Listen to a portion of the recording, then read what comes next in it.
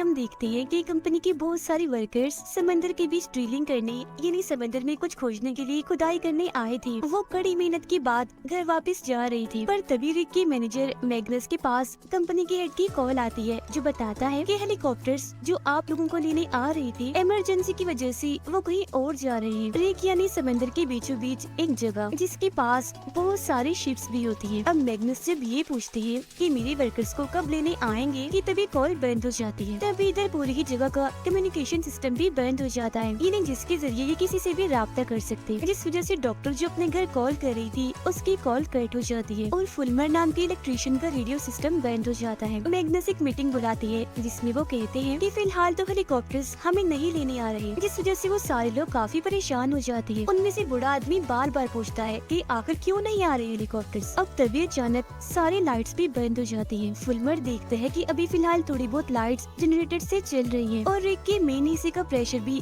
काफी ठीक है, लेकिन अगर प्रेशर बढ़ा तो सब लोग मारे जाएंगे। फुलमर फिर अपनी एक शिप से राब्ता करता है तो पता चलता है कि वहाँ पे यही मसला हो रहा है। अब रिक बुरी तरह से हिलने लगता है, उसके मेन हिस्से में आग लग जाती है। अब कंपनी की फीमेल वर्कर जो साइंटिस्ट है सिस्टम को बंद करना नहीं चाहती क्योंकि अभी उनका टारगेट पूरा नहीं हुआ, पर मैग्नस अपने वर्कर से कहती है कि यहाँ काम नहीं, लोगों के जाने जरूरी है, इसलिए सारे सिस्टम्स को फौरन बंद किया जाए। एक बार दोबारा से रिक हिलता है और अब ये पूरी जगह घनी फॉग धुंध से भरने लगती है। अब उनमें से एक वर्कर को शक होता है कि कहीं हमने समंदर में ज्यादा गहरा ड्रिल तो नहीं कर दिया, मतलब गहरी खुदाई तो नहीं कर दी जिस वजह से भूकंप जलजला आ रहा हो। पर वो साइंटिस्ट कहते हैं कि नहीं, ऐसा कुछ नहीं होता। जिसके बाद मैग्नस कम्युनिकेशन सिस्टम चेक करने के लिए फुलमर और एक दूसरे वर्कर बास को ऊपर भेजता है। वो जब काम कर रही थी तो उन्हें वहाँ एक मरा हुआ परिंदा दिखता है। मैग्नस और बूढ़ा आदमी नीचे खड़े होकर उनके आने का इंतजार ही कर रही थी कि तभी बास ऊपर से नीचे आकर गिरता है। तब साइंटिस्ट और डॉक्टर जल्दी से मेडिकल किट लेकर उसके पास पहुंचती है ताकि अगर वो जख्मी हो तो उसकी मरहम पट्टी कर सके। फुलमर भी नीचे आकर बताता है कि वो मेरे पीछे ही खड़ा था, पर पता नहीं क्या हुआ वो अचानक से गिर गया। पर बूढ़े आदमी को उसकी बातों पर यकीन नहीं होता क्योंकि बास की क्लिप वाली रस्सी खुली हुई थी जिससे वो गिर गया। डॉक्टर बास को मेडिकल रूम में लाती है और उसे ठीक करने की कोशिश करती है, पर बाद में वो बताती है कि सर्जरी वाले कमरे और सामान के बगैर इसे ठीक नहीं किया जा सकता। साइंटिस्ट मैग्नस को दिखाती है कि पाइप्स में प्रेशर बिल्कुल भी नहीं है और इस एरिया के सारे रिग्स का यही हाल है। इतनी ही देर में बास को होश आ जाता है और उसे ख्याल आने लगते हैं जिनमें वो देखता है कि समंदर के दो हिस्से हो रहे हैं। बूढ़ा आदमी चुपके से मैग्नस की ऑफिस से कंपनी की खुफिया फाइल उठाता है जो देख वो चिढ़ जाता है। सब वर्कर्स को इकट्ठा करके बताता है कि कंपनी हमसे झूठ बोल रही थी। इतनी ही देर में मैग्नस भी यहाँ आ जाता है जिसे ये कबूल करना ही पड़ता है कि हाँ ये सच कह रहा है, कंपनी इस प्रोजेक्ट को बंद कर रही है जिस वजह से बहुत जल्द आप सबकी नौकरियाँ जाने वाली है। अभी वो ये सब बता ही रहा था कि तभी उन पर पता नहीं कहां से राख गिरने लगती है जो काफी अजीब था क्योंकि आसपास कोई वोल्केनो ज्वालामुखी नहीं था। तभी इधर बास भी आ जाता है जो काफी अजीब सा दिख रहा था, बताता है कि अब काफी देर हो चुकी है, तबाही शुरू हो गई है।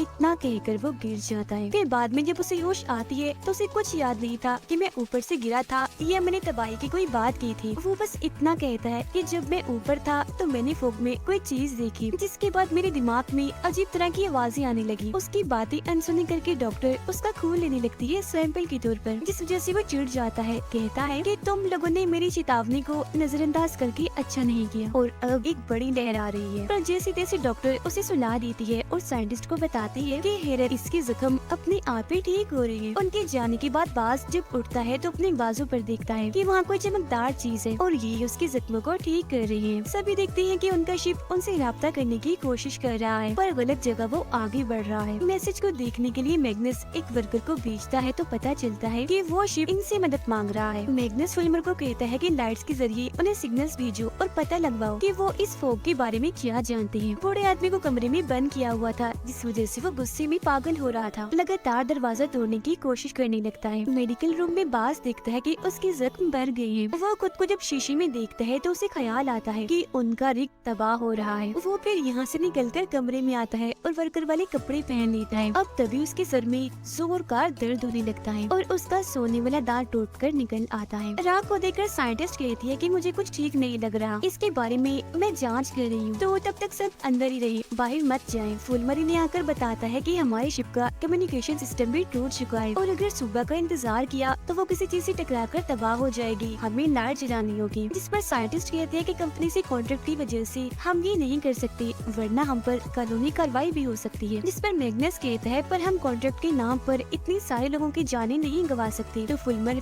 तुम सारी लाइट्स जला दो। अब बास अजीब हरकतें करने लगता है, वो खिड़की पर गोल दायरे बनाने लगता है। फिर जब वर्कर इस बारे में पूछता है तो वो बताता है कि मेरी सर में तेज दर्द हो रही है और मैं इतना तंग आ गया हूँ कि अब सोचने लगा हूँ कि मुझे उस हादसे में मर ही जाना चाहिए था। कमरे की लाइट जैसी टिमटिमा रही थी तो बास को फिर एक ख्याल आता है जो इतना डरावना था कि इस बार तो वो यहाँ से भाग जाता है। बूढ़ा आदमी भी खिड़की तोड़कर निकल चुका था। एक वर्कर चोरी करके शराब पीता है, वो अब जैसे नहाने जाता है तो उसके पूरे जिस्म में दर्द होने लगती है, वो उल्टी करता है, साथ ही उसके टैटू की स्याही भी उसके जिल्द से निकलने लगती है। पर कुछ देर के बाद जब डॉक्टर की साथी वहाँ आकर देखती है तो तब तक वो मर चुका था। साइंटिस्ट भी जब उसे देखती है तो समझ नहीं पाती कि ये क्यों मरा, पर एक वर्कर जब उसे बाज का सोने का दांत दिखाता है तो उसे समझ लग जाती है कि उनके जिस्म से सारे फालतू फजूल चीजें बाहर निकल रही हैं। फिर फुलमर जब शिप को चेक करने के लिए अपने साथी के साथ बाहर जाता है तो वहाँ बूढ़ा आदमी पहले से ही मौजूद था, जो अंदर आकर दरवाजा बंद कर लेता है। फुलमर के हाथ में काम के दौरान चोट लग जाती है और अब यहाँ वो राह गिरना भी बंद हो जाती है। बूढ़ा आदमी अंदर आकर कंट्रोल रूम में जाता है और लाइट्स के जरिए मदद का सिग्नल भेजता है, जिस वजह से उनकी शिप अब फुल स्पीड में आने लगती है। ये देखकर फुलमर और उसका साथी अंदर जाने की कोशिश करते हैं पर दरवाजा तो बंद था, इसीलिए फुलमर चिल्लाने लगता है। जो आवाज सुनकर मैग्नस और डॉक्टर के साथी यहाँ आकर दरवाजा खोलते हैं और जाकर बूढ़े आदमी को रोकती है। जो देख मैग्नस समझाता है कि लड़ने की बजाय शिप में ये मैसेज भेजो कि वो गलत रास्ते पर जा रही है। इसी बीच एक वर्कर लाइट्स के जरिए बास के पास जा पहुँचता है जो बाहर खड़ा हुआ था। वो उसे अंदर आने का कहता है पर बास उसे मना कर देता है, ये कहते हुए कि मैं पानी की उस क्रीचर को देखना चाहता हूँ जो ये सब कर रहा है। वो वर्कर अब जैसे उसके पास जाता है तो वो उसका गला पकड़कर उसके मुंह से पानी बाहर निकालता है। अब तभी एक वर्कर आकर इन्हें बताता है कि शिप की साइड बदलने की वजह से एक काफी बड़ी लहर इसी तरफ आ रही है, तो जल्दी से अंदर आ जाओ। जो सुनकर बाजू से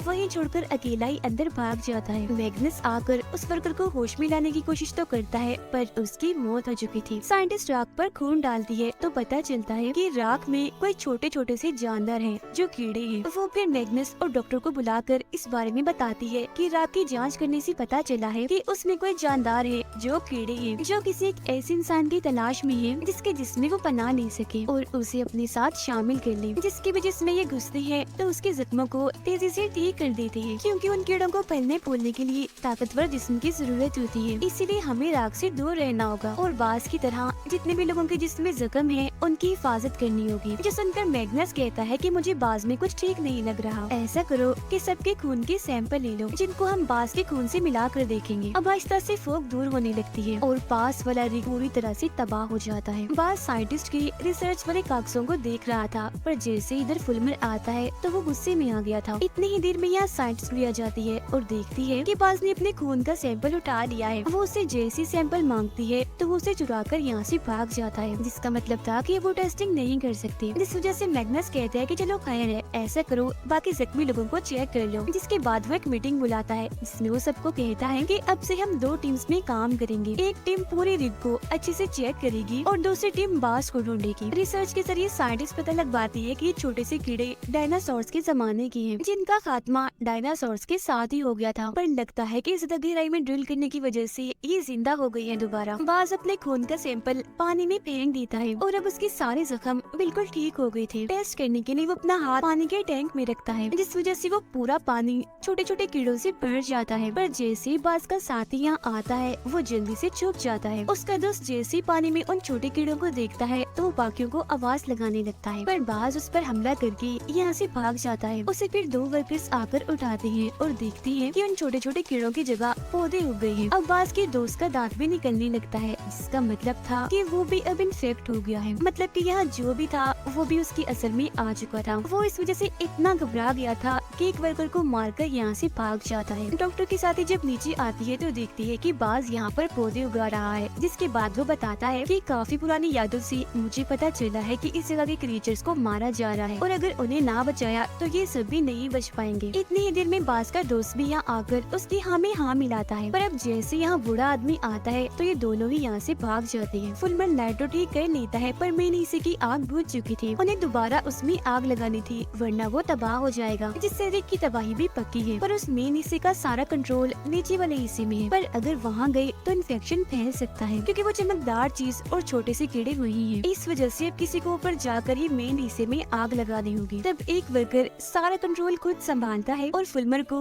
मेन हिस्से के पास भेजता है। वो आगे बढ़ता है और काफी अच्छा निशाना लगाकर मेन हिस्से में आग लगा देता है, पर फुलमर खुद काफी जख्मी हो गया था, जिसके बाद फौरन उसे मेडिकल रूम में लाया जाता है। नीचे वाले हिस्से में जहाँ बास था वहाँ उसके ख्याल और भी भयानक होने लगते हैं, जिनमें वो देखता है कि अगर इन छोटे छोटे कीड़ों को बचाना है तो पूरे रिक के सिस्टम को बंद करना होगा। उधर फुलमर दोबारा से ठीक होकर अपने रिसर्च में लग जाता है, पर वो जाने अनजाने में कॉपी पर बिल्कुल वैसे गोल दायरे बनाता है जैसे बास ने बनाए थे। मैग्नस सबको कंट्रोल रूम में बुलाते हैं, क्योंकि बास जो नीचे वाले कंट्रोल रूम में है रिक की सारी सेफ्टी हिफाजत खत्म कर रहा है, जिस वजह से प्रेशर हद से ज्यादा बढ़ रहा था। अब वो कैमरा डिवाइस को पानी में भेजते हैं और देखते हैं कि भूकंप की वजह से जमीन पर बहुत सारे गोल दायरे बन रहे हैं, जो फुलमर को अपने ड्राइंग की याद दिलाते हैं। अब इस वजह से एक वर्कर नीचे कंट्रोल रूम वाले एरिया में जाकर इस सेफ्टी खत्म करने वाले सिस्टम को रोक देता है, जिससे बास का प्लान फेल हो गया था। वो काफी गुस्से में आ जाता है। वो कंप्यूटर से फिर डायरेक्ट सिस्टम को हैक करने लगता है, लेकिन वहाँ एक अलार्म बच जाता है, जिससे वो अपने प्लान में कामयाब नहीं हो पाता। एक वर्कर के पास मैसेज आता है, जिससे पता चलता है कम्युनिकेशन सिस्टम ठीक हो चुका है। मैग्नस फिर मदद मंगवाने के लिए फौरन गार्ड को मैसेज करता है, जबकि फुलमर उन गोल दायरों के बारे में पता लगवाने की कोशिश करता है। उधर डॉक्टर जब अपनी बहन से बात कर रही थी तो तभी फोक तेजी से जमीन की तरफ बढ़ने लगती है, जिससे सिग्नल्स के साथ साथ इंटरनेट भी काफी हद तक चलना बंद कर देता है, जिस वजह से गार्ड को मैग्नस का मैसेज नहीं मिल पाता जो उसे मदद के लिए भेजा था। बाज उन छोटे छोटे कीड़ों की ताकत की मदद से फुलमर के जिस्म से राब्ता करने की कोशिश करता है, जिससे उसके जख्म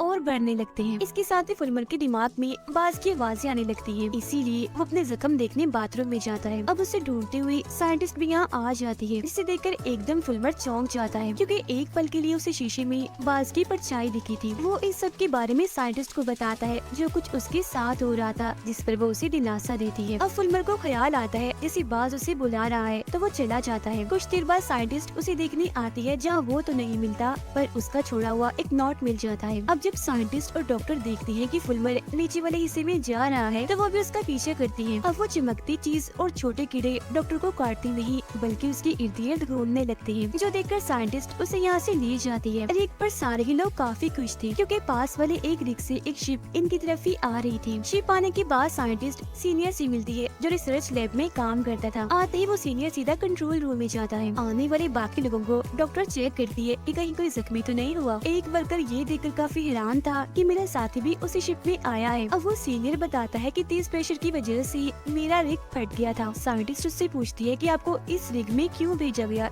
जिसका वो कोई जवाब नहीं देता। अब वो नया आने वाला वर्कर बताता है कि जब हमारी रिग में ये सीनियर आया तो उसने बहुत सारे औजार समंदर की गहराइयों में भेजे, क्योंकि वो तेल नहीं निकाल रहे थे बल्कि कोई और चीज औजारों के साथ नीचे भेज रहे थे, जिसके बाद फॉग आई और लोग गायब होने लगे। पर सीनियर तब भी नॉर्मल था, उसे देखने से लग रहा था जैसे वो ऐसा ही चाहता है। उसने प्रेशर बढ़ने की जरा भी परवाह नहीं की, बल्कि औजार भेजकर वो जो टेस्ट करना चाहता था उसने बस उस पर ध्यान दिया, जिस वजह से हमारा पूरा रिग तबाह हो गया। पर रिग तबाह होने से पहले उसने अपने टेस्ट का सारा डेटा मिटा दिया। कंपनी उसे और वो कंपनी को मेल भी कर रहा था, जिसका मतलब था कि वो ये सब पहले से ही जानता था और कंपनी ने जानबूझकर उसे यहाँ भेजा था। डॉक्टर साइंटिस्ट की रिसर्च देखकर बताती है कि ये जो दायरे हैं वो 5 अलग अलग चीजों की पहचान है, और 5वां दायरा तबाही का है जो फैल रहा है, जिसका मतलब हम बहुत जल्द मिटने वाले हैं। सीनियर बताता है कि मेरे रिग में इन्फेक्टेड लोगों ने तेल के कुएं में आग लगा दी थी ताकि ये सारे जानदार कीड़े मारे जाएं। वो फिर कहते हैं कि मैं कुछ लोगों को मेन हिस्से में भेजना चाहता हूँ, पर मैग्नस मना कर देते हैं। ये कहती है कि नहीं, मैं अपने लोगों को खतरे में नहीं डाल सकता। उधर फुलमर भी बाज और उसके साथी के साथ मिल जाता है। बाज बताता है कि ये कीड़े बहुत जल्द मेरे पूरे जिस्म में फैल जाएंगे। सीनियर बताता है कि बाज को रोकने के लिए हमें वेंटिलेशन सिस्टम में कार्बन डाइऑक्साइड ले जाना होगा, जो नीचे ही है जहाँ बाज है, और कार्बन डाइऑक्साइड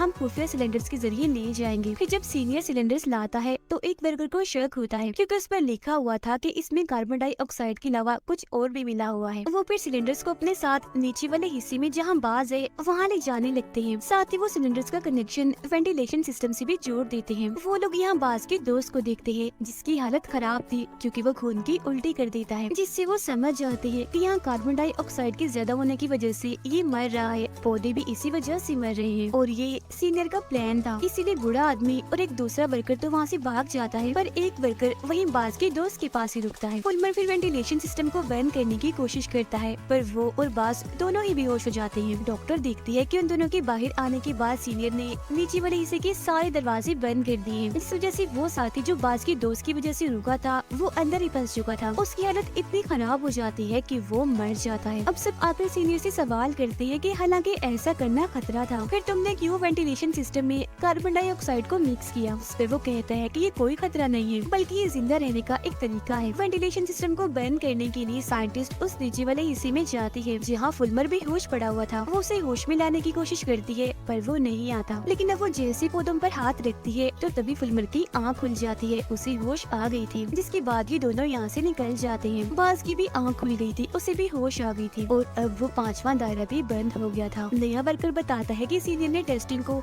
हद से ज्यादा बढ़ा दिया ताकि रिक तबाह हो जाए और ये सारे छोटे कीड़े मारे जाएं। जिसके बाद सीनियर छोटी कश्ती के जरिए यहाँ आ गया हमारे साथ और कई सारे लोगों को वही मरने के लिए छोड़ दिया। फिर जब मैग्नस इस बारे में सीनियर से बात करता है तो वो कहता है कि ये मेरी कंपनी की पॉलिसी है कि चाहे कुछ भी हो जाए ड्रिलिंग हमें नहीं छोड़नी, तो इसीलिए उन जानदारों को कीड़ों को खत्म करने के लिए कंपनी ने मुझे भेजा है, क्योंकि अगर उन्हें नहीं मिटाया गया तो वो दुनिया भर में फैल जाएंगे और तो जिंदा रहने के लिए हमें सारे इन्फेक्टेड इंसानों को भी खत्म करना होगा। पर साइंटिस्ट इस बात से बिल्कुल भी सहमत नहीं होती, कहती है कि फुलमर हमें इससे भी अच्छा सुझाव दे सकता है। उधर बास महसूस करता है कि ये कीड़े मेरे जिस्म सिस्टम को बंद कर रहे हैं। जिसके बाद यहाँ एक और भूकंप आता है। फुलमर बास से राब्ता करने की कोशिश करता है, जिससे उसे पता चलता है कि ये जानदार ये कीड़े पूरे समंदर को साफ कर रही हैं। ये देख साइंटिस्ट कहती है कि कीड़ों की तादाद बहुत ज्यादा है तो उन पर हमला करने से कोई फायदा नहीं होगा, हमें बात से बात करनी चाहिए, वही इनको रोक सकता है क्योंकि सिर्फ वही इन कीड़ों से जुड़ सकता है, बात कर सकता है। जिसके बाद वो तीनों जब नीचे वाले हिस्से में जाते हैं तो वहाँ बाज रो रहा होता है कि बहुत देर हो चुकी है, मैं अपने काम में नाकाम रहा। सीनियर के इरादों के बारे में सबको पता चल गया था, इसीलिए वो नए वर्कर से कहता है कि अगर तुमने मेरा साथ दिया तो मैं तुम्हें और तुम्हारे साथी को यहाँ से बचाकर ले जा सकता हूँ। अब इस वर्कर को शक था कि सीनियर इस रीक को भी तबाह न कर दे, तो वो माइक्रोफोन ऑन कर देता है, जिस वजह से सीनियर की ये बातें स्पीकर पर हर कोई सुनने लगता है। अब भूकंप आने लगता है तो सीनियर रिक को तबाह करने की सिस्टम को चालू कर देता है। इसी वक्त हेलीकॉप्टर्स भी यहाँ आ गए थे जो इनसे राब्ता करने लगते हैं, पर क्योंकि सीनियर अकेला ही बचना चाहता है तो वो ऊपर आ जाता है। उसे देखकर डॉक्टर और उसकी साथी उसका पीछा करते हैं, जबकि नया वर्कर और उसका साथी धमाके को होने से रोकने की कोशिश करने लगते हैं। वो फिर जाकर सबको बताते हैं कि हमने धमाका होने से तो रोक लिया है, पर तबाही होने वाली है, सुनामी आने वाली है, हमें जल्दी यहाँ से निकलना होगा। जाने से पहले बूढ़ा आदमी सीनियर को जोर से मुक्का मारता है। अब यहाँ भूकंप के झटके बढ़ते जा रहे थे तो वो नीचे वाले हिस्से से बाहर निकल आते हैं, पर बाज यही रुकने का फैसला करता है क्योंकि वो इन कीड़ों के सामने ये बात साबित करना चाहता है कि इंसानों के बीच में कुछ लोग अच्छे भी होते हैं। इसके बाद बचे हुए सारे लोग हेलीकॉप्टर में बैठकर आखिरकार वहाँ से उड़ जाते हैं, पर तभी एक सुनामी आकर पूरे ही रिक को अपनी लपेट में ले लेती है। बाज जो कि था तो जिंदा, पर वो चमकदार उन कीड़ों के साथ मिल जाता है। अब ये सुनामी शहर की तरफ बढ़कर वहाँ भी तबाही मचाने लगती है, जिसमें बहुत सारे लोग मारे जाते हैं, जिसके साथ ही सीजन इधर ही खत्म हो जाता है।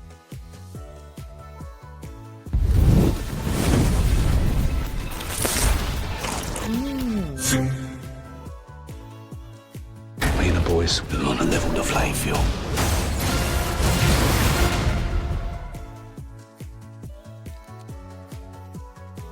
तो फिल्म की शुरुआत में हम मेन कैरेक्टर ब्रैड को देखते हैं, जो एक पायलट था। वो एयरपोर्ट पर आगे बढ़ रहा था, साथ ही अपनी बेटी से